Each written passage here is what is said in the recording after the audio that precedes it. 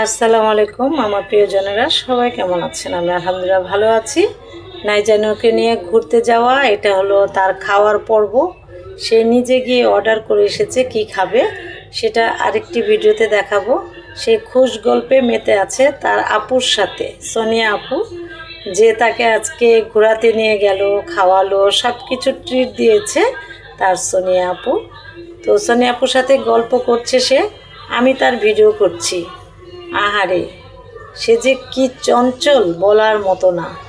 সে একদম মনে হচ্ছে যে 10 বছরের বেবি, কিন্তু সে তো অনেক ছোট, সে বোঝে না।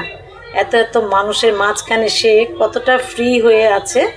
এখন বারবার বলছে অর্ডার দিয়েছে, অর্ডার কেন আসছে না, তার তো আর তর সইছে না, সে খাবে, তাই বারবার ওদিকে তাকাচ্ছিল। তার আপু আবার মাঝখানে ওইখানে নিয়ে গিয়েছে যে তাড়াতাড়ি আমাদের অর্ডারটা দিয়ে দেন, আমাদের খুব ক্ষুধা লেগেছে। সে অপেক্ষায় আছে।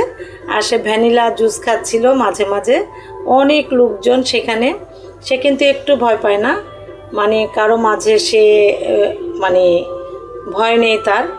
সে খুশি আছে, হ্যাপি আছে, সে তার মতোই আছে।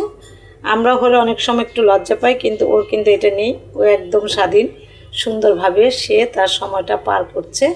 আমিও খুব হ্যাপি, সে যে কোনো ডিস্টার্ব করে নাই আমাদেরকে। খুব সুন্দরভাবে আমাদের সাথে সারা দিন ঘুরেছে। সে পার্কে গিয়েছে, খাওয়া দাওয়া করেছে। ভালো থাকবেন সবাই, আল্লাহ হাফিজ, বাই বাই।